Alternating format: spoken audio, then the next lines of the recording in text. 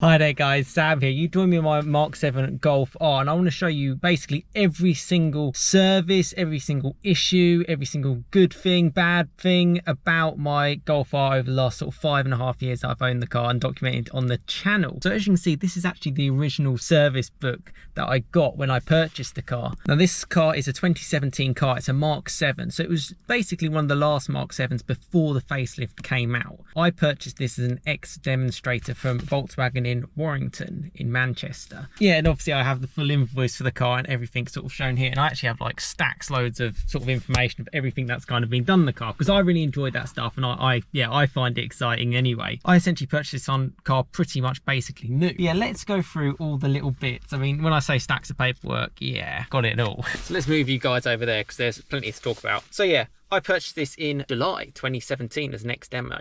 I've put down here 1,583 miles, Manchester, Warrington. So why did I purchase this car? What kind of made me get it, and what other things were I thinking of? Well, I'm a huge petrol head, and I've followed this car since about 2014. And obviously, at the time at 2014, I couldn't really afford the car. They're around sort of like £30,000 at a time. Really, really well documented. You know, I've watched so many like videos on it. Two in particular stand out. There's one from Chris Harris, which I'll put briefly on screen. And there's a more recent one actually from Harry's Garage, which is really good because they were actually both sort of manual cars as well. And yeah, that kind of like inspired me to get into it, and also inspired me a little bit to get into YouTube. But at the time I was looking at sort of like A45s, Golf Rs, potentially Golf GTIs, but I was more after sort of like the top of the range kind of stuff. And later on the Focus RS as well, which came out. And after plenty of test drives, and I test driven this car before other dealerships as well, this was certainly sort of like right up there on the list. You know, I'm so happy that I still have it today. You know, we're talking, you know, we're in October 2022 now. So at the time I paid £24,950 for this car, which I actually think was pretty good. And it all kind of came into place for me because yeah, this was the exact car that I was looking for. I was looking for a 3-door because I like 3-doors, and I was looking for a manual as well. This car was that, and to get it from a main VW dealer was pretty exceptional, and to get it with such low miles being an ex-demo was also really, really good. And I kind of snuck in at the right point. At that sort of money, bear in mind this car new should have been about £33,000. The only option I believe this car had was the limestone grey paint, which I love. I think it suits the Golf R absolutely down to the ground. I think it's sort of like signature Golf R, under the radar. You know, if you don't know, you don't know.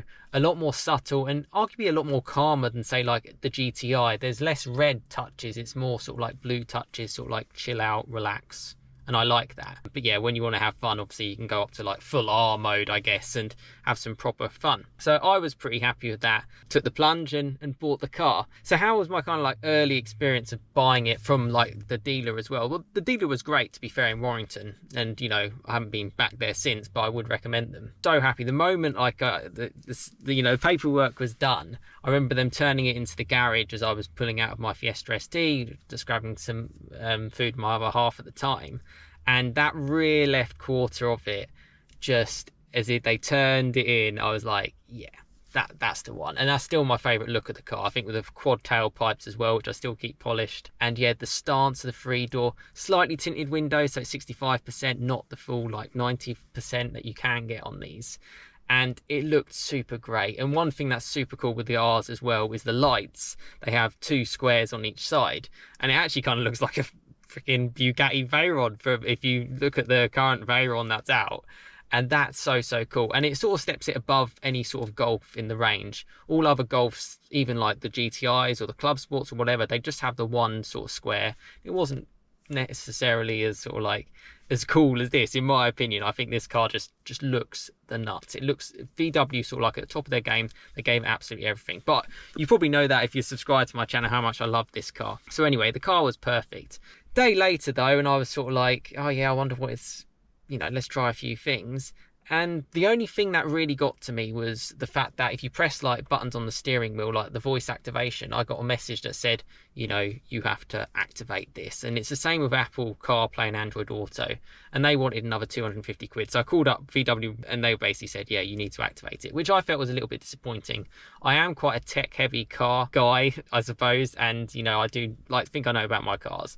But they kind of trick you a little bit with this in-car-net stuff. And it was like all these extra services that you get. And I just assumed it had Apple CarPlay and Android Auto. But no, you have to activate it. And probably a little bit due to my stubbornness, Still haven't activated it today. I just use my Google Maps on my phone and that works perfectly fine to me. So that was really the only thing. But that was kind of early days, getting used to the car. I was proper babying it. Obviously, it's still low miles. And to be fair, for around the next 5, 6, even 7,000 miles, I really didn't push this car hard.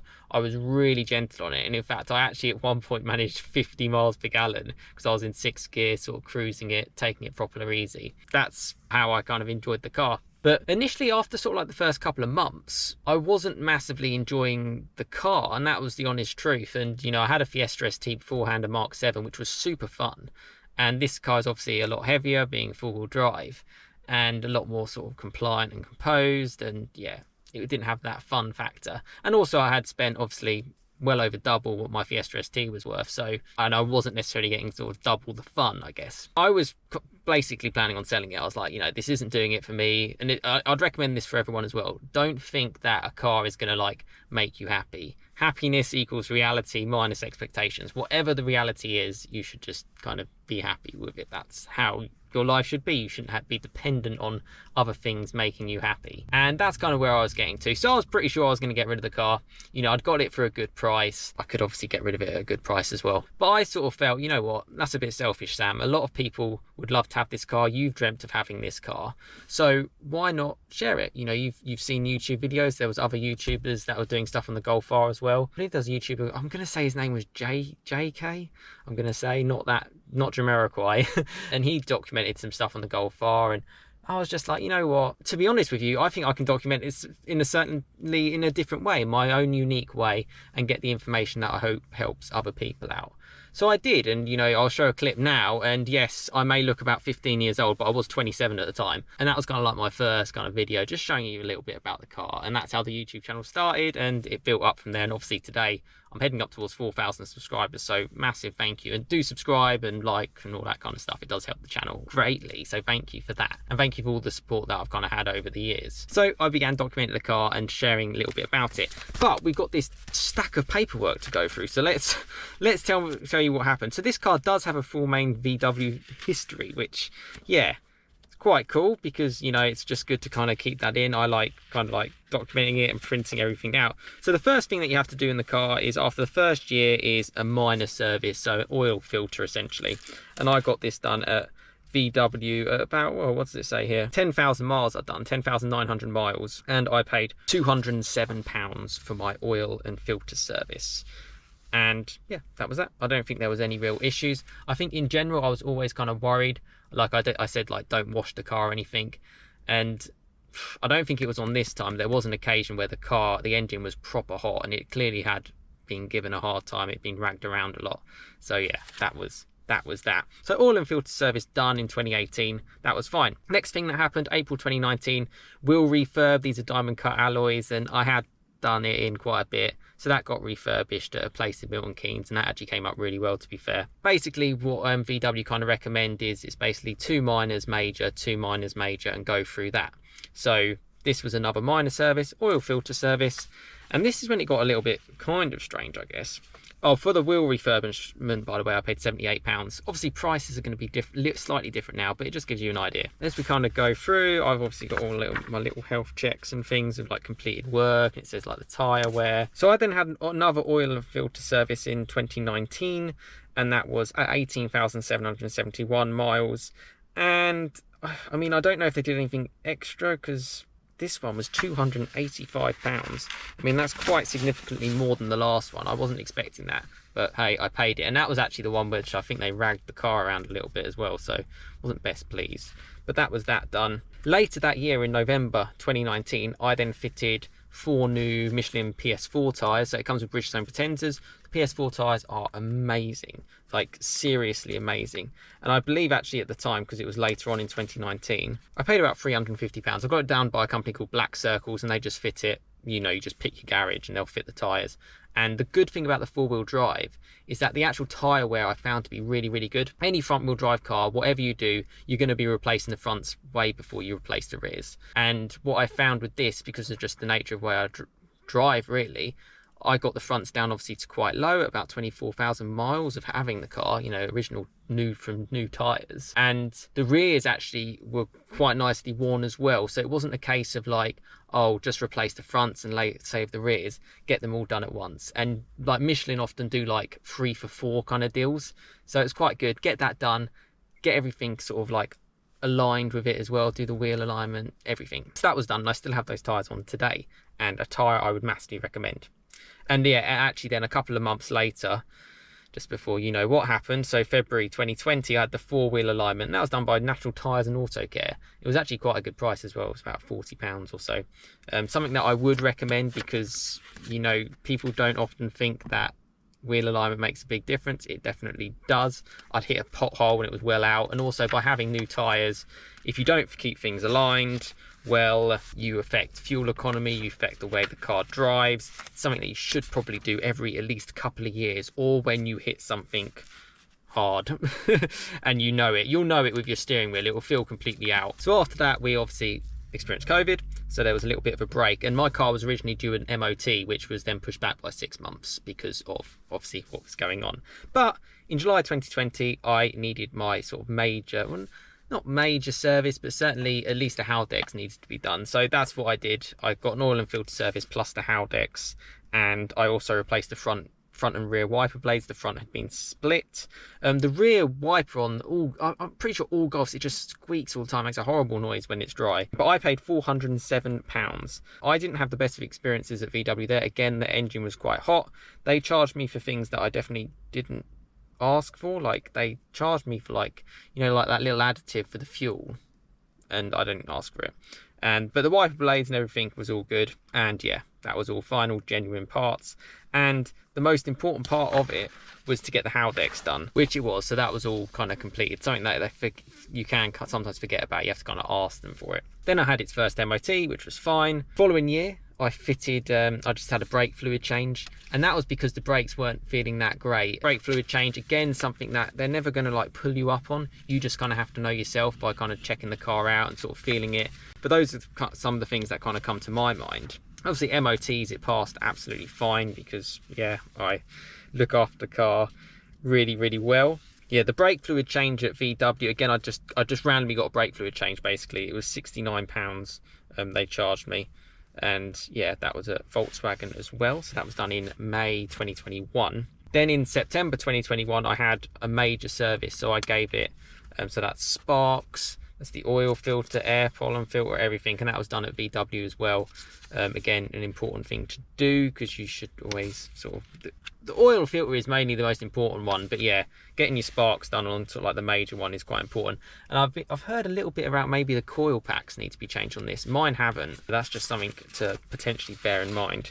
But yeah, for my major service, which basically included, which was back in September 2021, was £404 I paid for that. And yeah, again, I don't ever do any service plans, and I don't ever take out like any finance. You probably know, because I bought the car outright. I just pay in full. That's just how I work. Obviously it may be different for yourselves, or however you kind of want to do it. But that was air filter, spark plugs, cleaner, drain plug, filter, yeah, all of that kind of stuff. And obviously a little health check. VW, well, they used to do like a little walk around too of the whole thing. Another MOT, passed absolutely fine, no issues. Then this is when the things came wrong. So the whole time I'd had this car, there was 2 things that were in my head. And the one was, because I had a manual gearbox, was that the clutch would eventually go. And the second one was the thermostat going, because of like the coolant leak, which I just heard is quite common.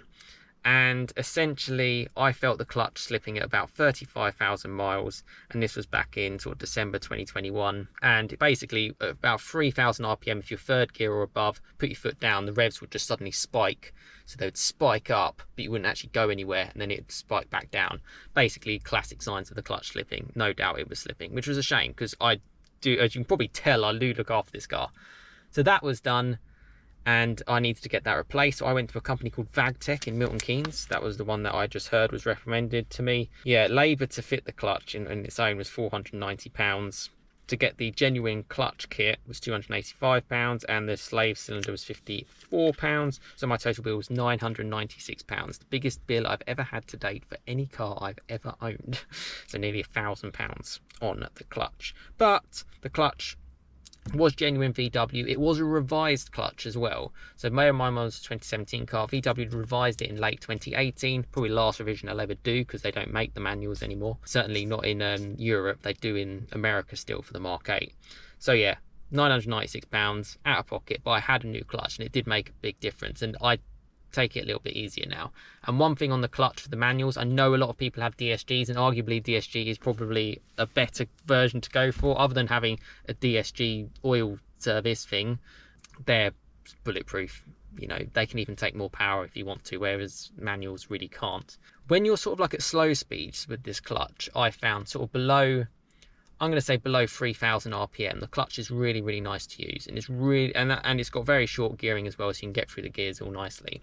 If you're on it, it can be a little bit more jumpy, and I've seen other Golf Rs all the time on the road, and I've driven other Golf R manuals, and everyone says the clutch is just that little bit jerky. And I've been fortunate enough over the years to drive so many cars, including like manual GTIs and all this kind of stuff, and I find the clutch so much easier on there. It's a lot firmer on this one. You can go for an uprated clutch, but this is probably as firm as I would want it. One of my bigger videos on this channel was how is my manual gearbox. In truth, it's probably not suited for the car, but I love it. It makes the car a little bit lighter, I guess, than having a DSG. 3-door makes the car a little bit lighter, makes it a little bit airier. Hey, this is my kind of perfect car. That's kind of why I've documented it, really. Anyway, so the clutch was done, and that was in December 2021, so £1,000, so a bit of a big bill there. Yeah, bear in mind I just had the service and I did all that kind of stuff too. Then, present day really, September 2022, I had new VW discs and pads front and rear, and I had that fitted at SEC Performance. So I actually got that from a subscriber, funnily enough, on the channel, and it's genuine VW Club Sport S discs, which were available on the performance pack of the 7.5R, but they were only available if you had a DSG and all this kind of stuff. I think it came with a tiny little extra little wing on the back as well, or like a boot lip. So genuine front discs and from VW, and the rears were Brembo's and Brembo's pads. They were awesome. I paid from the subscriber about £500. I believe he paid about £650 where he got it from. So discs and pads all round, really, really good, and like a great OEM upgrade. I'm still getting used to them, and I will document it a bit more on the channel on that.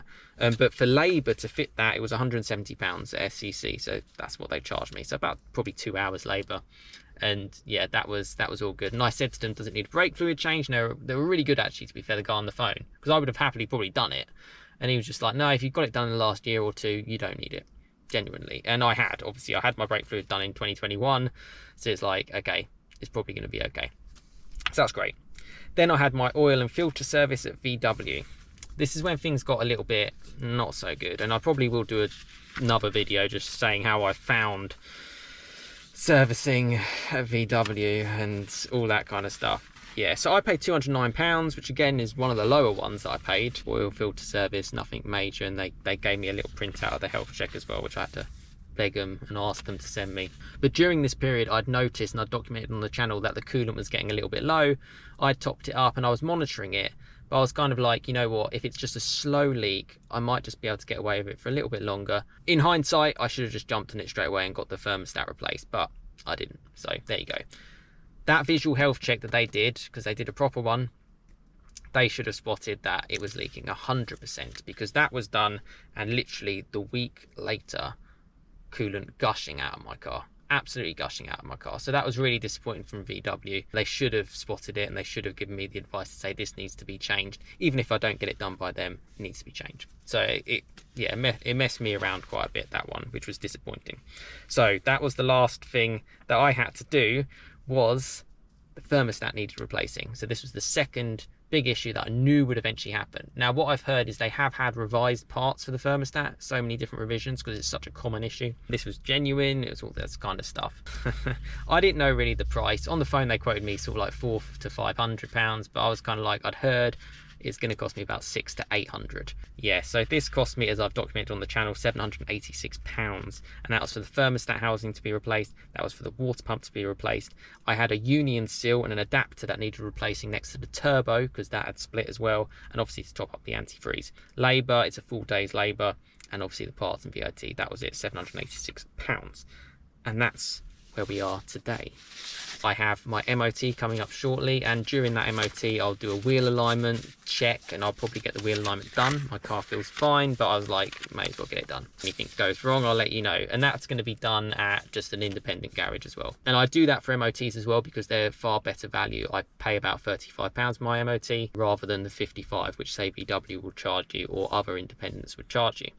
So how do I kind of feel about it all? You know, obviously that's kind of like documented kind of the 5.5 years of how much kind of costs has gone into it. I feel it's pretty good. I've got a performance car, which I feel, number one, I absolutely love, and it's perfect for me. I really do feel that, and I love it. And yeah, hope to keep it forever. You know, it just could suit any situation. You know, I'm on my own at the moment, but you know, even if you had a family, it could still work, which is cool. And in general, there's only real positives to say. One of the big positives was, because this is after April 2017, it means the tax is a lot less. This car was below £40,000. So in the UK, we have this weird thing where you can get charged an extra amount if your car's above 40 grand. But because this one was below, I actually paid the same amount of tax as, say, your Ford Fiesta. So about £165, which I think is pretty good. And if a Golf R Mark 7 before that age, for April 2017, you'd be paying about £230, £240. So yeah, it adds up over the years. I think about these little things. And obviously the price of the car was really good. And you know, at the peak of everything all a little bit crazy in the last sort of 12 months in the car market, I was offered sort of nearly £22,000 for this car. Bear in mind, I'd done 35,000 miles and I'd only paid £24,950 for it.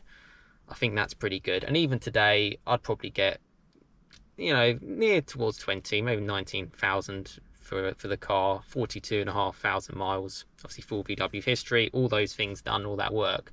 So you talk about depreciation. I haven't ever financed the car. The car's never been on finance. It's just I paid it outright. So I've never paid any APR or interest, which can obviously add to the cost. For about 6 grand, so £1,000 a year depreciation to have this. So depreciation's been really good. So residuals are very good. I think this is VW at the top of their game. They took out loads of little things when they went to the facelift. Yeah, I think I timed everything really, really well, and I'm grateful for that opportunity. I took the plunge and it's worked out quite well for me, I would say. And I would 100% obviously recommend it to anyone else. Look for one with 1 or 2 owners. Look for one that has been well looked after. They are sort of enthusiast cars. Try to get one that's clean. My car is completely stock. It's never been modified. I suppose the only small modification you can think of is the brakes, but then it's OEM stuff. Yeah, it's an awesome car. You know, and if you're still watching this, you probably may agree or not agree. I'm not too sure. And the costs overall, the thing that I always think about, if you have a car, you are going to incur costs regardless. If you have a car, it's going to cost you petrol. It's going to cost you an MOT. It's going to cost you tax. It's going to cost you insurance. It's going to cost you, you know, every car will need a wheel alignment. Every car will eventually need a brake fluid change. Every car needs their sparks changed, particularly combustion engine cars. Every car needs an oil filter change. And if something goes wrong, you know, the garage is going to charge you the exact same labour whether you have a Golf R or whether you have a Skoda. You know, nothing against Skodas or anything like that, like Skoda VRS, I think they're great, but it doesn't matter. And that's what was always in my head. I'm always going to incur those costs, so I might as well have a great car. And this car, as a balance overall, is just so good. So good. And to be honest, what makes it probably even better is this is, you know, to be in the nicest way possible, this is kind of like well inside my price point. You know, I was able to afford this car outright in 2017. We're now in 2022. You know, you're in a different position, and I quite like that. It makes me feel a little bit more sort of relaxed and chilled when owning the car, which is the most important thing. You know, if you can't afford it, don't push yourself, don't get yourself tied up into a heavy finance agreement. You know, if you can't afford to, obviously stuff like the thermostat stuff, you know, you've got to be prepared that can appear and it will cost you some money. If you've got a manual, you've got to be prepared about the clutch. Those are kind of really the only main things. I've heard like in the 5 doors, they can sometimes leak out the rear doors, like the seals go, but mine's a 3-door, so it doesn't have that. Other than that, the car's absolutely mint. I love it. I love it so much. It's brilliant. You will get like a VW tax as well on certain services when you go to VW, which is a shame. So they definitely charge me more for oil and filter services, because that's what they do. They even said that to me, which is whatever they is, but fundamentally it's the same as any other car. So that's good. So to summarize, that's my big book of life of this Golf R so far. I'll keep documenting it with you guys. If I had a few things about sort of pros and cons, there's really not that many. I suppose there are more economical cars than this one, but as I've said, I can get 400 miles generally quite often. And even if I've given it a little bit of a hard time, sort of 350 maybe. And I've driven up to Scotland before, as you may have seen on my channel. You know, check out my playlist on this car. I've got a huge playlist about the whole ownership, and that was nearly 500 miles. And yeah, it can do 500 miles, so that is really, really cool. Yeah, it's just a nice calming place, and then it can go into obviously like that sort of like fun, exciting place as well. The steering's really, really good. I have to say I find that much better than the Mark 8 Golf R, which I have driven quite a lot. Yeah, that's just my opinion. Yeah, obviously I'm going to say I love this car because I've owned it for 5.5 years, so I don't need to really say any more. There's so many things I can touch upon which are so great about this thing. I can only recommend it to people, and if you do have any questions, do comment below and I'll do my best to answer. And yeah, if you want to see more of the journey, yeah, subscribe, because it's I don't think there is any other YouTuber out there who's kept the car for potentially as long as I have, and has actually just used it for like normal stuff. You know, this car doesn't go on drag races. This car, you know, I do love taking it on trips and bits. I try to think of it more as like a real world situation to help you out, and that's always been my aim, and I'm always completely kind of transparent about it. And yeah, it's hopefully more happy miles to come. You know, I have had a hard time last couple of weeks, not gonna lie. Did I really fancy spending 800 quid on the thermostat? Not particularly, but I had it in mind. The discs and pad, by the way, probably could have lasted a little bit longer, but hey, I wanted to get those done, and I'll let you know the updates on those as things go on. I love documenting it, and I love knowing everything about that car. You know, I know every little bit, and if something goes wrong, I'm probably going to know about it beforehand. And I think that's where long-term car ownership really comes into its own. And I think that's where people kind of potentially get stuck into a little bit of a loop, whether they're leasing or financing and they want to change up to the next thing. Sometimes stick with what you got, and it can be really affordable as well. I mentioned about like how I might have to rent a car when this car was out of action. Even for like a Vauxhall Corsa, it was nearly £100 a day. £100 a day. It's a lot of money to have a car. You know, even cheap cars are now expensive. So to just have a car that holds its money well. Every single person I speak to says they have this amazing deal, whether they have the latest BMW or the latest Golf. I got the best deal at the dealer. It was amazing. Truth is, you didn't. You just didn't. The dealer always wins, because if they didn't win, they wouldn't be able to sell any cars. They win. And a lot of people seem to forget that they are also paying interest on their finance agreement. Same thing with mortgages as well. You are paying interest on your mortgage. You know, stuff that people don't necessarily consider. And also cars depreciate. So yeah, you've got to think about that. So I may be part of the minority who buys this outright, and maybe my mind will change going forward. I hope it helps. And yeah, thank you so much for supporting it. So yeah, comment below, subscribe, and yeah, I'll be happy to help.